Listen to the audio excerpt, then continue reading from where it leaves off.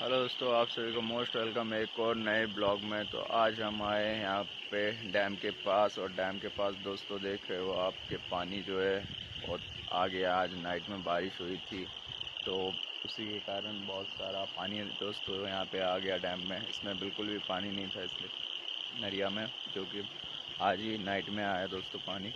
और मैं आपको ये वीडियो पूरा यहाँ पे शूट करके दिखा देता हूँ दोस्तों कि कैसा जो है नज़ारा है, और देखने में बहुत ही बेहतरीन है दोस्तों।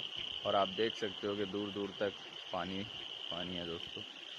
और मैं आपको दिखा देता हूँ बैक कैमरे की मदद से, और आप देखना दोस्तों यहाँ पे जो है कितना बेहतरीन जो है लग रहा है। और देखते हैं दोस्तों आपको ये वीडियो पसंद आता है या नहीं।